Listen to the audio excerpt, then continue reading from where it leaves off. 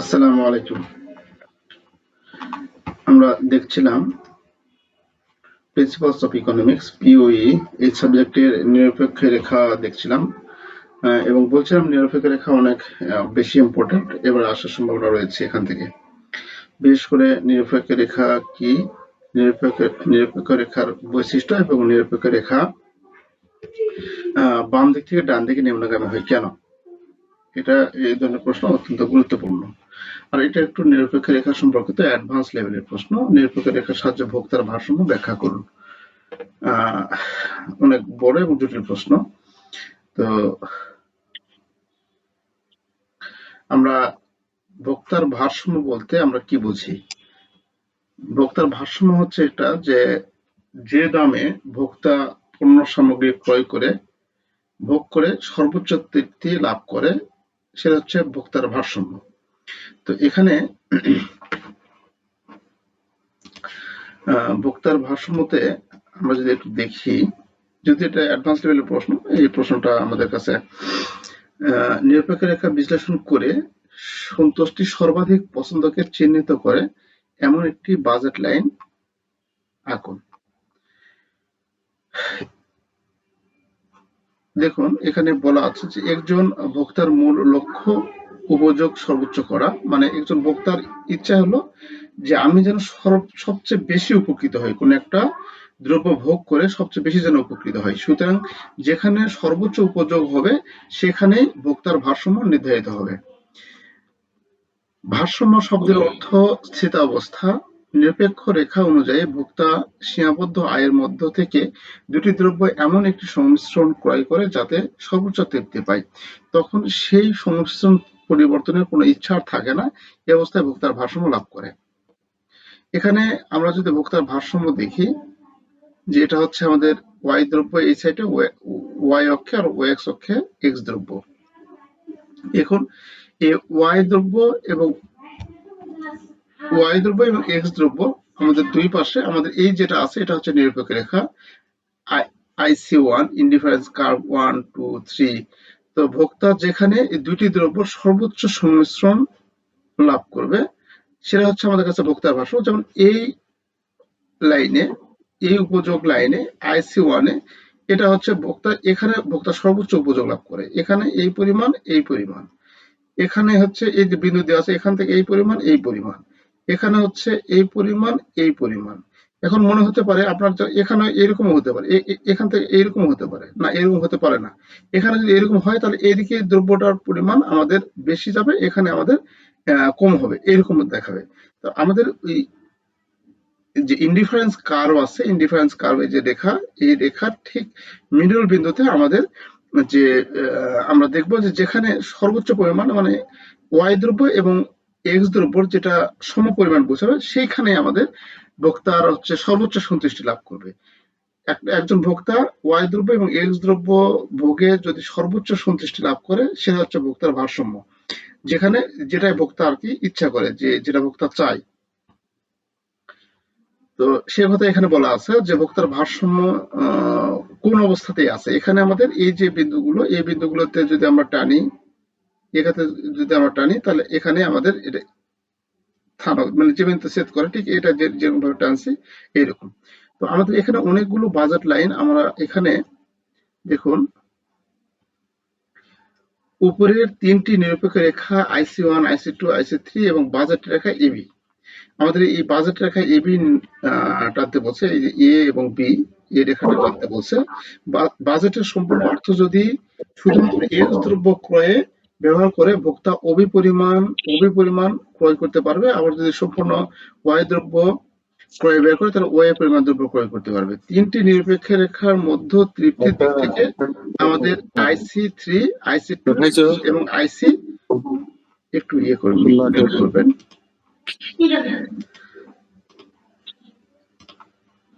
আচ্ছা, এই ধরনের চিত্র মনে হয় আপনাদের একটু মনে রাখা টাফও ব্যাপার হয়ে যাবে। এটা যদি আসে হয়তো দেওয়া কঠিন হয়ে যাবে এই ধরনের প্রশ্ন।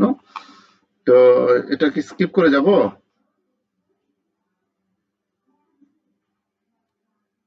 স্কিপ করে গেলে ভালো হবে। জি জি, এটা সেটা আমি বুঝতে পারছি। এটা আচ্ছা, এটা স্কিপ করে যায়। তো প্রশ্ন ভালো, এটা অ্যাডভান্স লেভেলের প্রশ্ন। এই যে এই জিনিসটা আবার আসে কিন্তু, বাজেট রেখা আর বা দাম রেখা কি ব্যাখ্যা করুন। তাহলে বাজেট রেখা বা দাম রেখা কি ব্যাখ্যা করুন। আমরা এর আগে দেখেছিলাম যে প্রাইস ফ্লোর আর প্রাইস সেলিং, তাই না? ফ্লোর প্রাইস এবং সেলিং প্রাইস এটা কিন্তু আসার সময় আমি কিন্তু যেগুলা কথাগুলো বলছি এগুলোর মধ্যেই কিন্তু পরীক্ষায় এগুলাই দিবে আর কি, এগুলোর মধ্যে থেকেই আসবে। আহ, তো একটু এই বিষয়গুলো একটু একটু বেশি দেখুন। এই যে বাজেট রেখা বা বাজেট লাইন, দাম রেখা বা প্রাইস লাইন কি ব্যাখ্যা করুন। এখানে ভোক্তার আয় সীমাবদ্ধ। এ সীমাবদ্ধ আয়ের মধ্য থেকে ভোক্তা দুটি দ্রব্যের বিভিন্ন সংমিশ্রণ ক্রয় করে। তাই বাজেট রেখা হলো এমন একটি রেখা যার বিভিন্ন বিন্দুতে ভোক্তার দুটি দ্রব্যের বিভিন্ন সংমিশ্রণ ক্রয়ের ক্ষমতা প্রকাশ করে। সুতরাং ভোক্তা তার সীমাবদ্ধ আয় দ্বারা নির্দিষ্ট দামে দুটি দ্রব্যের যে বিভিন্ন সংমিশ্রণ ক্রয় করতে পারে তা যে রেখার সাহায্যে দেখানো হয় তাকে বাজেট রেখা বা দাম রেখা বলা হয়। তাহলে বাজেট রেখা বা দাম রেখা আমাদের বাজেট লাইন বা দাম রেখা প্রাইস লাইন আমাদের একই। তাহলে যে রেখাতে যে রেখার সাহায্য বা যে রেখার বিভিন্ন সংমিশ্রণে দুটি দ্রব্যর ক্রয়ের ক্ষমতা প্রকাশ করে, ক্রয়ের ক্ষমতা প্রকাশ করে তাকে আমরা বাজেট লাইন বলবো। ঠিক এই চিত্রটাও খেয়াল করুন। এই চিত্রটা আমাদের চাহিদার যে চিত্র, চাহিদার চিত্র, অপরচুনিটি কস্টের চিত্র, তার মধ্যে হচ্ছে উৎপাদন সম্ভাবনার রেখার চিত্র, ক্রমশমান যে পদ্ধতি, ক্রমশমান যে কি বলে ওটা, উপযোগ পদ্ধতি, ক্রমশমান উপযোগ যে চিত্র, ওই চিত্র এবং এগুলো চিত্র সব একই। এটাও ঠিক ওই একই রকম, আমাদের চাহিদার যে ইয়েটা দেখছে ওই রকমই আমাদের। তাহলে এ বি হচ্ছে আমাদের কাছে কি, বাজেট লাইন। এ বাজেট বা দাম প্রাইস লাইন সরলরৈখিক বা ঋণাত্মক ঢাল বিশিষ্ট হয়ে থাকে। ঋণাত্মক ঢাল বলতে আমাদের যে এই যে আস্তে আস্তে আস্তে আস্তে নিচের দিকে আসতেছে এটা হচ্ছে ঋণাত্মক ঢাল বলে। আর আমাদের আস্তে আস্তে যদি উপরের দিকে যায় সেটা, এই যে উপরের দিকে যায় সেটা হচ্ছে ধনাত্মক ঢাল বলে। আচ্ছা, ঋণাত্মক ঢাল বিশিষ্ট হয়ে থাকে। নিম্নের চিত্রের মাধ্যমে দেখানো হলো। এখন এই চিত্রের মাধ্যমে এটা প্রকাশ করা আছে, ওএক্স অক্ষে এক্স দ্রব্য এবং ওয়াই অক্ষে ওয়াই দ্রব্য আছে। ভোক্তা যদি তার সকল অর্থ এক্স দ্রব্য ক্রয়ে ব্যবহার করে তাহলে আমাদের ও এ পরিমাণ দ্রব্য ক্রয় করতে পারবে। সরি, এক্স দ্রব্য মানে এই পরিমাণ দ্রব্য যদি এক্স কিনে, ওয়াই যদি না কিনে, যদি এক্স কিনে তাহলে এখান থেকে এই বাজেট লাইন পর্যন্ত সর্বশেষ যেটা এই পরিমাণ দ্রব্য ক্রয় করতে পারবে। সে কথা এখানে বলা আছে যে ভোক্তা যদি এক্স দ্রব্য ক্রয় করে তো ওবি পরিমাণ এক্স দ্রব্য, ওই ওবি পরিমাণ ও থেকে বি পর্যন্ত এক্স দ্রব্য পরিমাণ ক্রয় করতে পারে, এক্স দ্রব্য ক্রয় করতে পারে। আবার যদি এক্স দ্রব্য না ক্রয় করে, এটা যদি ক্রয় না করে, যদি আমাদের ওয়াই দ্রব্য ক্রয় করে, ওয়াই দ্রব্য ক্রয় করে তাহলে কি বলা আছে, ওয়াই দ্রব্য করে তাহলে এই এখান থেকে সর্বোচ্চ এই বাজার লাইন কোথায় শেষ হয়েছে, এই যে এখানে গিয়ে শেষ হয়েছে। তার মানে ওয়ে পরিমাণ দ্রব্য ক্রয় করবে, তাই না? তাহলে এখানে সেটা আমাদের বলা আছে। এবং এ এবং বি হলো দুটি সীমানা বিন্দু, এই এ এবং বি হলো দুটি সীমানা বিন্দু এবং শুধু ওয়াই বা এক্স দ্রব্য অবস্থান নির্দেশিত হয়। এখন এ এবং বি বিন্দু যোগ করলে এ বি রেখাটি হলো বাজেট রেখা বা দাম রেখা। আমরা এভাবে এ পর্যন্ত দিলেও হবে, সমস্যা নাই। আমাদের এটা কিন্তু অত্যন্ত গুরুত্বপূর্ণ, মানে গুরুত্বপূর্ণ প্রশ্নগুলোর মধ্যে এটা একটি।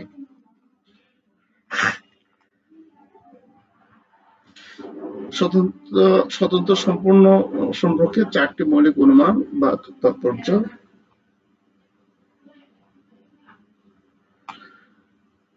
আচ্ছা, এই এই এটাও আমাদের আসে, পরিমাণগত উপযোগ এবং পর্যায়গত উপযোগ। পরিমাণগত উপযোগ কি এবং পর্যায়গত উপযোগ কি? আচ্ছা, এটা থ্রিটা, এটা একটু দেখে নেবেন। পরিমাণগত পর্যায়গত,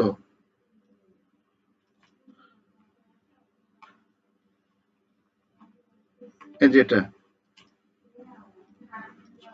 14, প্রান্তিক পরিবর্তনের হার এমআরএস কি?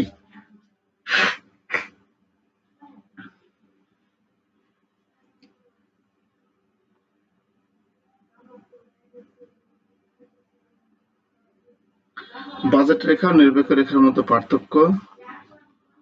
আচ্ছা, এখানে আর কিছু নেই। লাস্টের কটা প্রশ্ন অনেক গুরুত্বপূর্ণ, এই প্রশ্নগুলো দেখবেন। এটা থিওরি অনেক কিছু নেই। আমরা আরেকটা অধ্যায় দেখি। আমরা এটা তো দুইয়ের দেখলাম, আমরা আরেকটা অধ্যায় দেখবো, সেটা হচ্ছে 2-3 এই অধ্যায় দেখবো। এখানে আমাদের আলোচনা করা আছে, এটা মডিউল বি চলতেছে, কিন্তু বি 2-3 নাম্বার। এটা হচ্ছে মডিউল বি এর শেষ লেকচার। সেটা আমাদের এখানে ভোক্তা এবং চাহিদার স্থিতিস্থাপকতা নিয়ে আলোচনা করা হয়েছে। তাহলে প্রথম যে 1 নাম্বার খেয়াল করুন, এই মডিউল বি তে 1 নাম্বার আমরা আলোচনা করছি চাহিদা যোগান, চাহিদা যোগান, চাহিদা যোগান। দ্বিতীয়টা আলোচনা করলাম হচ্ছে চাহিদা হ্রাস বৃদ্ধি, চাহিদার সংকোচন সম্প্রসারণ, না উপযোগ নেই, উপযোগ আর নিরপেক্ষ রেখা, উপযোগ আর নিরপেক্ষ রেখা, তাই না? নিরপেক্ষ রেখা। 3 নাম্বার হচ্ছে আমাদের চাহিদা ভোক্তার উদ্বৃত্ত, আর হচ্ছে চাহিদার স্থিতিস্থাপকতা। 3 নাম্বার হচ্ছে স্থিতিস্থাপকতা নিয়ে আলোচনা করবো। তাহলে এখানে থেকে আমাদের তিনটা অধ্যায় থেকে কিন্তু আমাদের 2টা প্রশ্ন তো হবেই, 3টা প্রশ্ন কিন্তু আমাদের হয়। হ্যাঁ, এখান থেকে আমরা একটু যদি এই 1 নাম্বার এবং 2 নাম্বার অধ্যায় আমরা কন্ট্রোল করতে পারি, তাহলে মোটামুটি আমরা 3টা থেকে 4টে প্রশ্ন পাবো, মডিউল বি এবং মডিউল এ। আচ্ছা, আমরা দেখবো ভোক্তার উদ্বৃত্ত দেখবো। এটা আমাদের এখন পর্যন্ত দেয়নি। ভোক্তার উদ্বৃত্ত কি, এটা এখন পর্যন্ত দেয় নাই।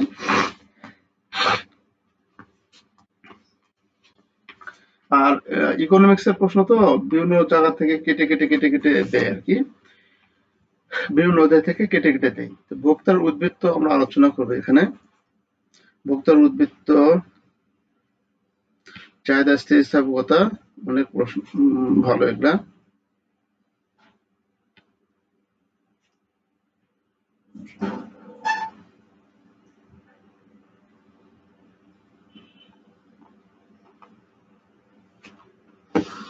আচ্ছা, প্রথমে দেখি ভোক্তার উদ্বৃত্ত। ভোক্তার উদ্বৃত্তটা কি, এটা এই অধ্যায়টা খুব বেশি বড় না।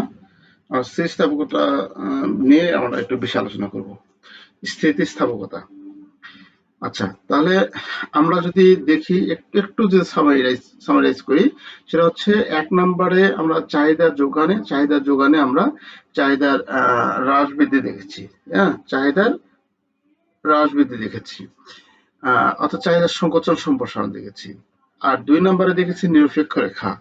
3 নম্বরে দেখতেছি আমরা হচ্ছে চাহিদার সংকোচন সম্প্রসারণ, অর্থাৎ চাহিদা স্থিতিস্থাপক আর অস্থিতিস্থাপক, এটা নিয়ে আলোচনা হবে। তো এই কটা প্রশ্ন আমাদের যদি একটু দেখি ঘুরে ফিরে, এগুলোর মধ্যে আমাদের আসে। ভোক্তার উদ্বৃত্ত বলতে কি বোঝে? ভোক্তার উদ্বৃত্ত, তাহলে এখানে দেখুন, ভোক্তা কোনো দ্রব্যের যে দাম দিতে ইচ্ছুক, প্রকৃতপক্ষে যদি তার চেয়ে কম দামে দ্রব্যটি ক্রয় করে, তাহলে প্রত্যাশিত দাম থেকে প্রকৃত দাম বাদ দিলে যে মান পাওয়া যায় তাকে ভোক্তার উদ্বৃত্ত বলে। বিষয়টা এরকম যে আপনি একটা মানে এই সামনে ঈদ আসতেছে, ঈদের জন্য একটা পাঞ্জাবি নেবেন। আপনি পাঞ্জাবিতে 2500 বা 3000 টাকা বাজেটের একটা পাঞ্জাবি কেনার জন্য আপনি রেখেছেন যে আমি 3000-এর মধ্যে একটা পাঞ্জাবি নেব। তো আপনি গিয়ে দেখতেছেন যে সেখান থেকে আপনি 2500 টাকাতে পাঞ্জাবিটা কিনতে পেরেছেন। তাহলে এখানে পার্থক্য কত? আপনার আশা ছিল 3000 টাকায় কিনবেন, কিনছেন 2500। 500 টাকা কম পেয়েছেন। এই 500 টাকার নামই হচ্ছে আমাদের ভোক্তার উদ্বৃত্ত। তাহলে ভোক্তার উদ্বৃত্ত কি? যে প্রকৃতপক্ষে ক্রেতা যে দামে কিনতে চায় আর যে দামে যেটা কিনে, এই দুইটার পার্থক্যই হচ্ছে ভোক্তার উদ্বৃত্ত। তো অন্যভাবে বলা যায়, ভোক্তা কোনো দ্রব্যের দাম যে দাম দেয় তার চেয়ে যদি অতিরিক্ত উপযোগ লাভ করে, তাকে ভোক্তার উদ্বৃত্ত বলে। মনে করি একজন ভোক্তা একটি কলম 10 টাকা দিয়ে ক্রয় করতে রাজি আছে, কিন্তু সে 8 টাকা দিয়ে কলমটা ক্রয় করলো। এখানে ভোক্তার উদ্বৃত্ত হচ্ছে 10 - 8 = 2 টাকা। এই যে উদাহরণটা দিলাম আমি। আচ্ছা, এখানে আমাদের ভোক্তা উদ্বৃত্ত বলতে আমরা যদি মনে করি যে আমি পণ্যটা কিনে জিতছি, তাহলে কত টাকা জিতছি এটার ভ্যালুটা নির্ণয় হচ্ছে ভোক্তার উদ্বৃত্ত।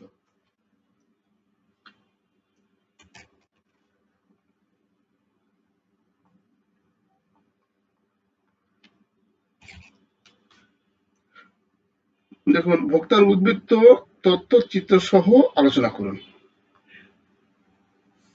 তো এখানে অনেক কিছু লেখা আছে, এত কিছু আমরা দিতে যাব না। অধ্যাপক মার্শালের মধ্যে কি কি বলছে, এত কিছু দিতে যাব না। জাস্ট ভোক্তার উদ্বৃত্ত কি সেই জিনিসটা লিখবো। আমি ভোক্তার উদ্বৃত্ত দেখলাম যে ভোক্তার যে দামে, প্রকৃতপক্ষে যে দামে, ভোক্তার যে দামে কিনতেছে আর প্রকৃতপক্ষে যে দামে কিনে, এই দুটার পার্থক্য হলো ভোক্তার উদ্বৃত্ত। এটা লিখবো। লেখার পর এই অনুমতির শর্তগুলো আমরা দেওয়ার চেষ্টা করব। অর্থের প্রান্তিক উপযোগ স্থির, বিবেচিত দ্রব্যটি কোনো পরিবর্তক বা পরিপূরক থাকে না, মানে যে দ্রব্যটি আমরা কিনবো তার কোনো পরিবর্তক বা পরিপূরক দ্রব্য নেই। উপযোগ পরিমাণগত দিক থেকে পরিমাণযোগ্য, ভোক্তার আয়, রুচি, অভ্যাস স্থির। এই অনুমিত শর্তগুলি স্থির থাকতে হবে, মানে যা আছে তাই, বাজার যেটা আছে সেটাই থাকতে হবে। যদি পরিবর্তন হয় তাহলে কিন্তু এটা কার্যকর হবে না। তাহলে দেখুন, এখানে বলা আছে যে গাণিতিক উদাহরণ, ভোক্তার উদ্বৃত্ত ধারণাটি মূলত ক্রমশ প্রান্তিক উপযোগ বিধি থেকে উদ্ভূত হয়েছে। আমরা জানি ক্রেতা কোনো একটি দ্রব্যের জন্য এর প্রান্তিক উপযোগ সমান দাম দিতে প্রস্তুত থাকে। দ্রব্যের দাম প্রান্তিক উপযোগের বেশি হলে ক্রেতা আর সেটি ক্রয় করে না, কারণ এতে তার লোকসান হয়। কিন্তু অনেক সময় দেখা যায় প্রান্তিক উপযোগ অনুযায়ী ক্রেতা কোনো জিনিস দ্রব্যের দাম দিতে প্রস্তুত ছিল, যার বাজার প্রকৃতপক্ষে সেটি আরো কম দামে বিক্রি হয়।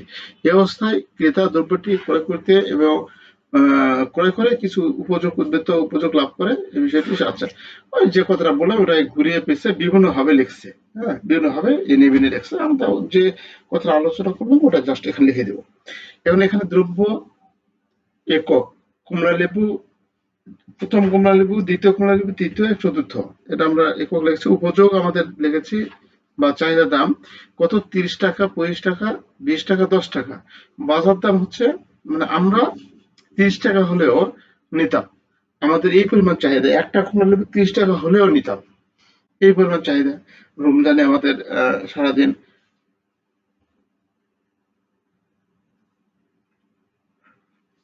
সারাদিন রোজা রাখার পর আমরা দেখা যে এটা একটু শরবত বানিয়ে খাবো, এই জন্য আমাদের একটু কমলা লেবু দরকার বা লেবু দরকার বা মালটা দরকার, এইরকম। তো এমন পরিমাণ আমাদের উপযোগ বা এমন পরিমাণ তৃষ্ণা বা এমন পরিমাণ খাইতে মন চাচ্ছে আমাদের শরবতটা, যে একটা কমলা লেবু 30 টাকাও হয়, আমি নিয়ে নিব। কিন্তু আপনি বাজারে গিয়ে দেখতেছেন না, কমলা লেবু বা একটা মালটা হচ্ছে 10 টাকায় পাওয়া যাচ্ছে। তাহলে এখানে আপনি উপযোগ কত হচ্ছে, আপনি 30 টাকাতে কিনতে রাজি ছিলেন, 10 টাকাতে পেলেন, তাহলে 20 টাকা আপনার সাশ্রয় হলো।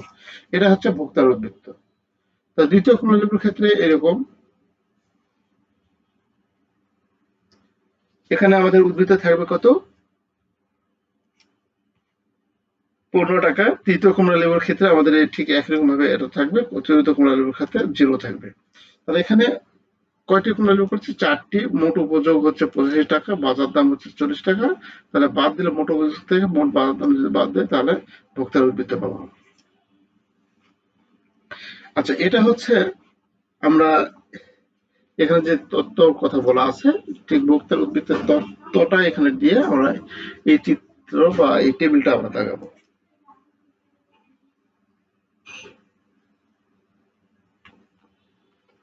এই টেবিল দেখার পর আমাদের চিত্র আঁকাতে হবে, যে রেখাচিত্র। এখন এই রেখাচিত্র, এই চিত্রটা দেখুন, আমাদের চাহিদা যোগানের ভারসাম্য, যে এর আগে দেখছিলাম কিভাবে মানে একটা সুদের হার নির্ধারণ হয়, কিভাবে সুদের হার নির্ধারণ হয়, ঠিক ওই রকম চিত্র এটা। যে আমাদের এটা যেমন বাঁকা আছে ওইরকম বাঁকা করে দিব ওইরকম না, আমাদের অর্থনীতির চিত্র, এই চিত্রগুলো বিভিন্ন ভাবে আমরা দিতে পারি। ও এক্স, ও ওয়াই, এই যে চিত্র, এটা এটা হচ্ছে আমাদের কি কি এটা হচ্ছে আমাদের কাছে যোগান রেখা, আর এটা হচ্ছে আমাদের কাছে কি, ডিটা হচ্ছে আমাদের কাছে ড্রয়িং, ডিটা হচ্ছে আমাদের কাছে ডিমান্ড, সরি ড্রয়িং বলছি, ডিমান্ড। অ্যাকাউন্টিং এর ডি চলে আসছে, ডিতে ড্রয়িং বোঝায়। আচ্ছা, ডিমান্ড, ডিতে হচ্ছে ডিমান্ড। তো এই রেখা দুটো আমরা এইভাবে টানবো, এইভাবে টানতে পারি। হ্যাঁ, এখান থেকে এটা এই পর্যন্ত টানবো, তারপর এখানে এইভাবে টানবো।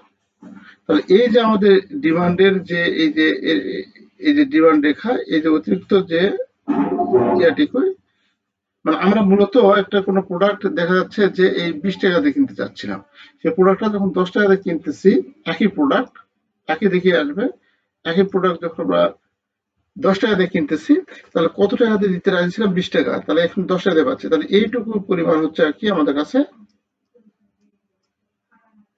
আচ্ছা, তাহলে এইটুকু পরিমাণ হচ্ছে আমাদের ভোক্তার উদ্বৃত্ত, সেটা এখানে বলা আছে। আর এইটুকু পরিমাণ হচ্ছে উৎপাদকের উদ্বৃত্ত। আচ্ছা, এটা আমরা এই চিত্রের মাধ্যমে তুলে ধরবো এখানে। হ্যাঁ, চিত্র যেভাবে আছে ওইভাবে যে বলতে পারবো না যে ভোক্তা প্রথমে ও এই হচ্ছে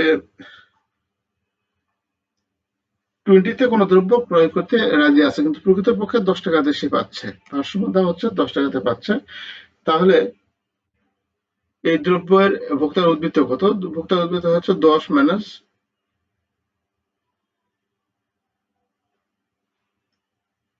মানে এখান থেকে 20 মাইনাস 10 সমান 10। তাহলে এই পরিমাণ হচ্ছে আমাদের কাছে ভোক্তার উদ্বৃত্ত। আচ্ছা, আপনারা বুঝতে পেরেছেন এটা। এখন ভোক্তার উদ্বৃত্ত প্রয়োগ করার অসুবিধাগুলো রিডিং করে নেবেন। এটা ভোক্তার উদ্বৃত্তের গুরুত্ব, যদি আমাদের ভোক্তার উদ্বৃত্ত চাই তাহলে এগুলোর মধ্যে কিন্তু আমাদের বানিয়ে দেয়। হ্যাঁ, পরিমাপের সুবিধা অসুবিধা,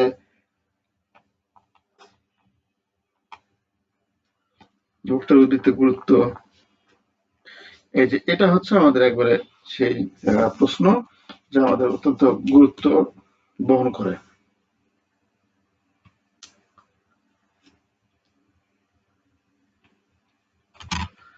আচ্ছা,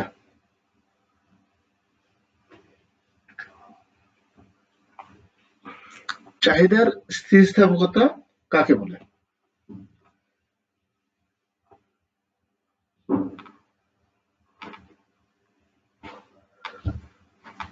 তাহলে চাহিদার স্থিতিস্থাপকতা, আচ্ছা, স্থিতিস্থাপকতা বলতে আমরা কি বুঝি?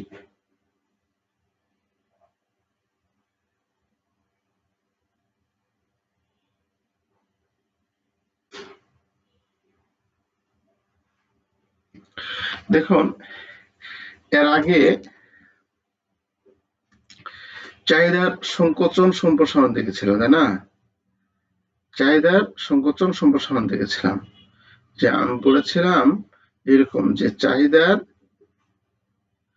যদি দামের পরিবর্তনের ফলে যদি চাহিদার পরিবর্তন হয়, তাহলে সেটাকে বলা হচ্ছে, দামের পরিবর্তনের ফলে যদি পরিবর্তন হয় তাহলে সেটাকে বলে চাহিদার সংকোচন সম্প্রসারণ। সংকোচন সম্প্রসারণ। আর অবলিক এটাকে বলে চাহিদার স্থিতিস্থাপকতা। চাহিদার স্থিতিস্থাপকতা। আর অন্যান্য অবস্থার পরিবর্তনের ফলে যে পরিবর্তনটা হয়, অন্যান্য অবস্থা পরিবর্তন হয়, সেটা হচ্ছে চাহিদা হ্রাস বৃদ্ধি। সেটা হলো কি? হ্রাস বৃদ্ধি। আচ্ছা, তাহলে এখানে আমরা যদি একটু খেয়াল করি যে আমাদের কোন দ্রব্যের চাহিদার পরিবর্তন দুইটি কারণে হতে পারে। একটা হয় দামের পরিবর্তন, বা আরেকটা হচ্ছে অন্যান্য অবস্থার পরিবর্তন। অন্যান্য অবস্থার মধ্যে কি কি থাকে? আমাদের দাম বাজার সবই থাকে। তাহলে অন্যান্য অবস্থা কি কি? যেমন ভোক্তার আয়, রুচি, অভ্যাস, এই জিনিসগুলো হচ্ছে অন্যান্য অবস্থা। আর দাম তো দাম একটাই, শুধু তার দাম। আচ্ছা, তাহলে দামের পরিবর্তনের ফলে যেটা হয় সেটা হচ্ছে চাহিদা সংকোচন সম্প্রসারণ এবং চাহিদার স্থিতিস্থাপকতা, যে এখানে বলা আছে সেটা। আর অন্যান্য অবস্থার ফলে আমাদের হ্রাস বৃদ্ধি হবে। আচ্ছা, সেটা আমরা দেখেছি এর আগে, এরা আগের যে অধ্যায় সেই অধ্যায় দেখেছি। আচ্ছা, তাহলে আমরা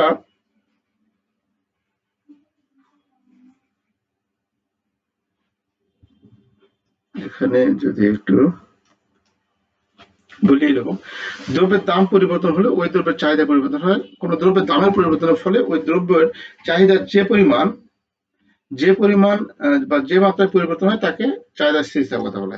কিসের পরিবর্তনের ফলে? দামের পরিবর্তনের ফলে। কি করুন? দামের পরিবর্তনের ফলে চাহিদার পরিবর্তন হয়। অর্থাৎ দামের পরিবর্তনের ফলে চাহিদা যে হারে চাহিদা পরিবর্তন করে তাকে চাহিদার স্থিতিস্থাপকতা বলা হয়। আচ্ছা, তাহলে এখানে আমাদের দামের পরিবর্তনের কথা বলা থাকতে হবে। আচ্ছা, তাহলে এর সূত্রটা কি? এর সূত্রটা হচ্ছে এটা, যে চাহিদার শতকরা পরিবর্তনের হার ভাগ দামের শতকরা পরিবর্তনের হার।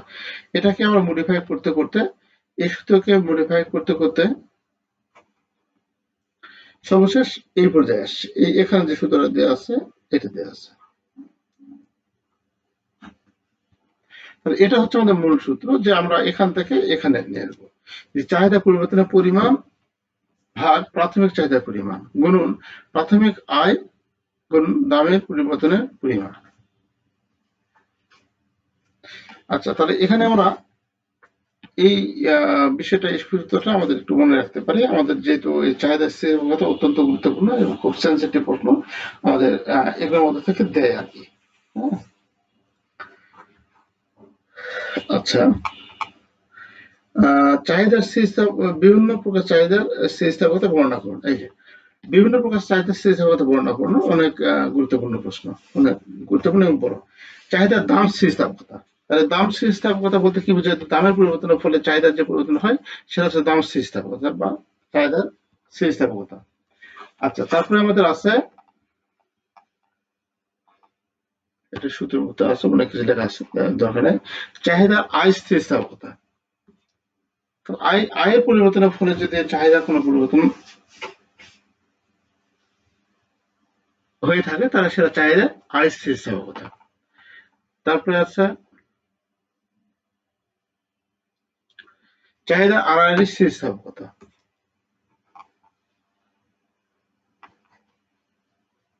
আচ্ছা,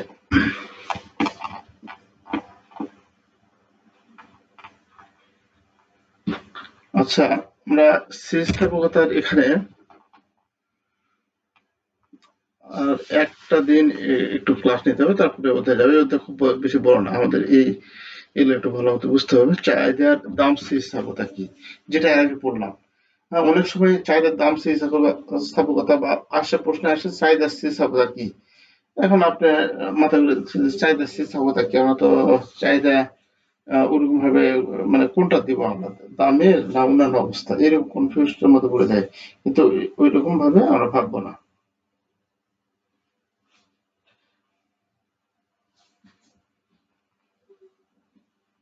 তো এই চাহিদা বিভিন্ন প্রকার চাহিদা স্থিতিস্থাপকতা, এটাকে আবার ৫ ভাগে ভাগ করা হয়। এটা চাহিদার দাম স্থিতিস্থাপকতা। তারপরে হচ্ছে চাহিদার আয় স্থিতিস্থাপকতা। ওখানে আমাদের আছে কি, দাম। চাহিদা আড়াআড়ি স্থিতিস্থাপকতা।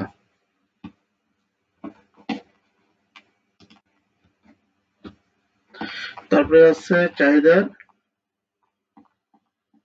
হয়ে গেছে।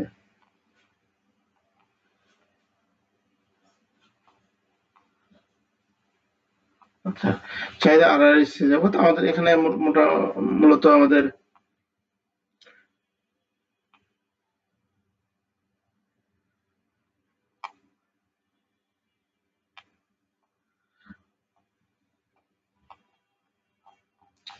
আচ্ছা, এটা আমরা পরে আলোচনা করবো না, একদিন লাগবে এটাতে। এটা একদিনে সামনের দিন শেষ করে দেবো, দিয়ে আমরা নতুন একটা অধ্যায় ধরবো। ৪ নাম্বার অধ্যায়, মেবি ৪ নাম্বার অধ্যায় অত্যন্ত গুরুত্বপূর্ণ। সেখান থেকে ৩টে প্রশ্ন বা ২টি তো হবেই, আরেকটি হওয়ার সম্ভাবনা রয়েছে। সেই অধ্যায়টা আমরা দেখবো। এই কটা অধ্যায় থেকে কিন্তু আসেই প্রশ্ন। হ্যাঁ, আপনার কটকট করে যদি,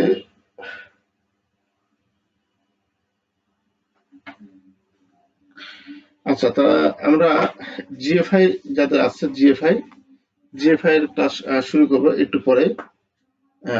আমি লিঙ্কটা কেটে দিয়ে আবার একটু জয়েন করবেন। আর এটার উপর আরেকদিন ক্লাস নিয়ে এই অধ্যায়টা শেষ করে দেবো, দিয়ে অন্য অধ্যায়ে পার হয়ে যাবো। জি, সবাই ভালো থাকবেন। আসসালামু আলাইকুম।